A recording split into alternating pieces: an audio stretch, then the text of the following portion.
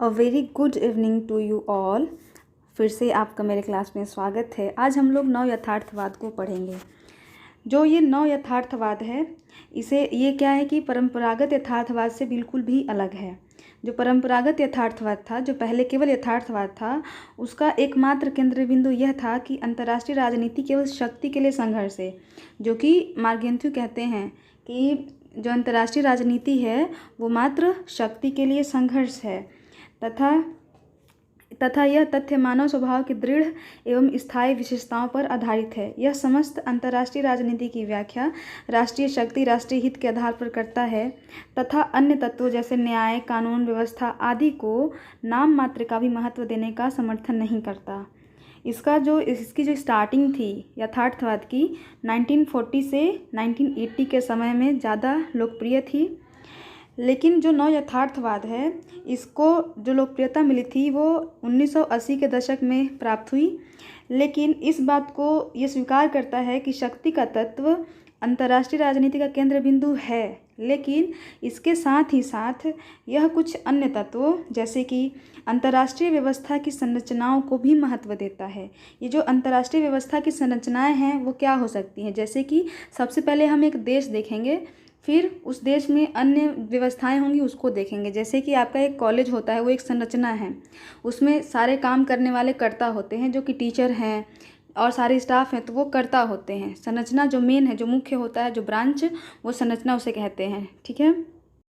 नव यथार्थवाद यह स्वीकार करता है कि केवल राष्ट्रीय शक्ति या फिर राष्ट्रीय हित ही नहीं बल्कि अंतर्राष्ट्रीय व्यवस्था की संरचना भी राज्यों के व्यवहार, उनकी विदेश नीतियों तथा उद्देश्यों को निर्धारित करती है। इसके पहले जो यथार्थवादी विचारक थे वो केवल राष्ट्रीय शक्ति, राष्ट्रीय हित को ही ज़्यादा इम्पोर्टेंस दे रहे थे, लेकिन जो नव यथार्थवादी विचारक हैं वो संरचना पर ज़्यादा बल दे रहे हैं। नेक्स्ट हम देख रहे हैं कि जो नव यथार्थवाद है ये संरचनात्मक यथार्थवाद के रूप में भी जाना जाता है। ये सिद्धांत मूल रूप से अंतर्राष्ट्रीय प्रणाली की संरचना के प्रभाव पर केंद्रित है। नव यथार्थवाद में अंतर्राष्ट्रीय राजनीति को केवल राष्ट्र राज्य द्वारा किए जाने वाले शक्ति के लिए संघर्ष के रूप में नहीं परिभाषित किया जाता है। अभी तक हम लोग वही देख रहे हैं कि जो यथार्थवादी विचारक थे वो पूरी तरीके से केवल शक्ति पर बल दे रहे थे, लेकिन जो नव यथार्थवादी है वो शक्ति के साथ साथ ही वो अन्य संरचनाओं पर भी ज़्यादा बल दे रहे हैं।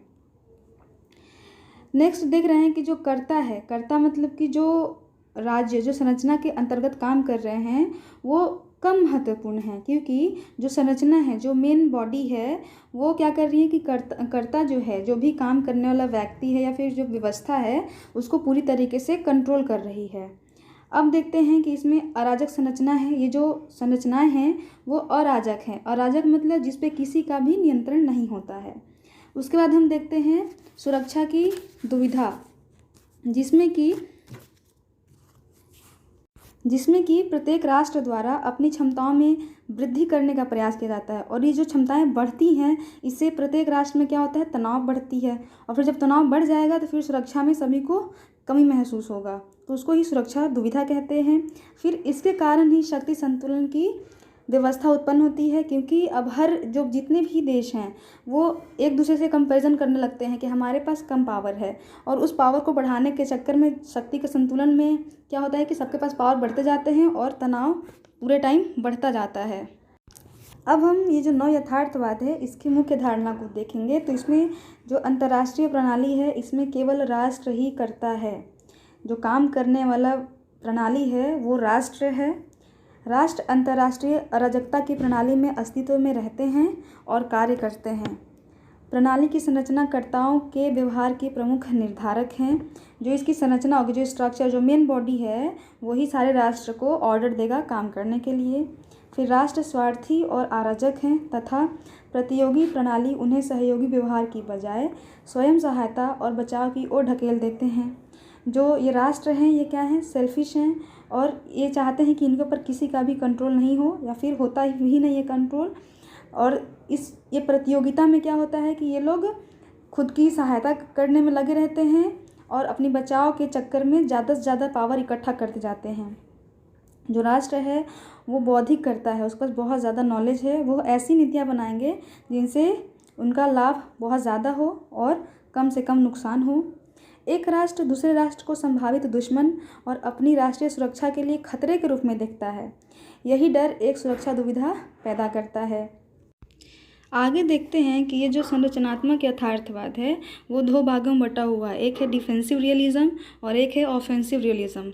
तो जो डिफेंसिव रियलिज्म है, रक्षात्मक यथार्थवाद, उसके सबसे बड़े प्रवक्ता हैं केनेथ वॉल्ट्ज। इन्होंने किताब लिखी man the state and war. इसमें नेक्स्ट इन्होंने और किताब लिखी theory of international politics and realism and international politics, जो कि सारा कुछ रक्षात्मक यथार्थवाद की बात करता है। इसमें वो कहते हैं कि प्रक्रियात्मक दृष्टि से सभी राज्य एक ही तरह के होते हैं। जो तत्व उन्हें एक दूसरे से अलग करती है वह संस्कृति, विचारधारा या संविधान नहीं है, बल्कि वह तत्व राष्ट्र की क्षमता है। उनका जो पावर, उनकी जो कैपेसिटी है, वही प्रत्येक राज्य को एक दूसरे से अलग करता है। और इसी कारण वे कहते हैं कि जिस राष्ट्र के पास अधिक शक्ति हो वह अंतर्राष्ट्रीय राजनीति को नियंत्रित करेगा। यहाँ पर शक्ति होगा। वॉल्ज की यह भी मान्यता है कि स्टेट एक्टर, ये जो राज्य के कर्ता हैं, राज्य की संरचना से पृथक है। स्वतंत्र कर्ता के रूप में वे कार्य नहीं कर सकते। जो भी संरचना है वो जितने भी ऑर्डर देगी उसे ही सारे स्टेट फॉलो करेंगे। ठीक है।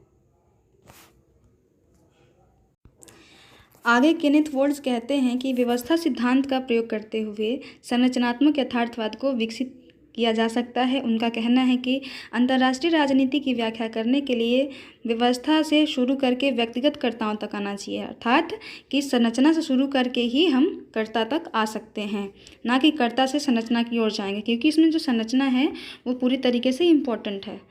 सिद्धांत को विकसित करने के पीछे उनका मुख्य उद्देश्य सुरक्षात्मक यथार्थवाद के माध्यम से शीत युद्ध की राजनीति की व्याख्या करना है। ये जो सुरक्षात्मक यथार्थवाद है उसका कहना है कि जो राज्य हैं, क्योंकि उन्हें डर है एक दूसरे से, तो वो अपनी रक्षा में, अपनी सुरक्षा के लिए अधिक से अधिक क्षमता को बढ़ाने का प्रयास करेंगे, न कि वो किसी से युद्ध करने के लिए अपना क्षमता बढ़ाएंगे। वो सिर्फ अपनी सुरक्षा के लिए अपनी क्षमता को बढ़ाएंगे। नेक्स्ट हम देखते हैं ऑफेंसिव रियलिज्म, आक्रामक यथार्थवाद। इसके जो मुख्य प्रवक्ता हैं वो हैं जॉन मेयर सीमर, जिन्होंने किताब लिखी the tragedy of great power politics, जो कि 2001 में पब्लिश हुआ। इस सिद्धांत को स्थायित्व सिद्धांत के नाम से भी जाना जाता है। मेयर सीमर के अनुसार नव यथार्थवाद एक सामान्य सिद्धांत है जिसका उपयोग शीत युद्धकालीन विश्व, शीत युद्धोत्तर विश्व, द्विध्रुवीय और बहुध्रुवीय विश्व दोनों के अध्ययन के लिए किया जा सकता है। शीत युद्ध में क्या होता है, शीत युद्ध के समय पे जो विश्व है वो द्विध्रुवीय है, और शीत युद्ध खत्म होने के बाद जो पूरा विश्व है वो बहुध्रुवीय बन जा रहा है। ठीक है, तो इनको हम अध्ययन कर सकते हैं। राज्य अपने वर्तमान शक्ति की स्थिति में संतुष्ट नहीं हो सकते हैं। राज्य वास्तव में शक्ति के साथ साथ प्रभाव या प्रभुत्व भी चाहता है। अब ये जो मेयर सीमर हैं ये केनेथ वॉल्ट्ज के अगेंस्ट में आ रहे हैं। उनके अगेंस्ट में लिख रहे हैं कि जो केनेथ वॉल्ट्ज हैं उनका जो रक्षात्मक यथार्थवाद है वो रक्षात्मक ना होकर के सुरक्षात्मक यथार्थवाद है। उसमें केवल जो देश हैं, जो राष्ट्र हैं, वो सिर्फ अपनी सुरक्षा को बढ़ा रहे हैं, जो कि अंतर्राष्ट्रीय क्षेत्र में संभव नहीं हो सकता है। ये जो अपनी क्षमता बढ़ाएंगे उससे एक दूसरे के मध्य में संघर्ष ही आएगा, तो इसलिए वो जो राष्ट्र हैं वो आक्रामक हो जाते हैं। इसलिए जॉन मेयर सीमर कहते हैं कि यथा स्थिति जैसी कोई भी अवस्था अंतर्राष्ट्रीय राजनीति में नहीं होती है। वह महाशक्ति जो दूसरों से अधिक शक्तिशाली होगी वो अंतर्राष्ट्रीय राजनीति में आक्रामक रूप से कार्य कर सकती है। और इसी कारण मेयर सीमर लोकतांत्रिक शांति सिद्धांत को नकार देते हैं। यद्यपि वह यह भी मानते हैं कि वैश्विक प्रभुत्व आसान नहीं है, लेकिन फिर भी वह मानते हैं कि राष्ट्रों के द्वारा क्षेत्रीय वर्चस्व प्राप्त करने का प्रयास किया जाता है। तो इस प्रकार से हम देखते हैं कि जो नव यथार्थवाद है वो दो भागों में बटा हुआ है।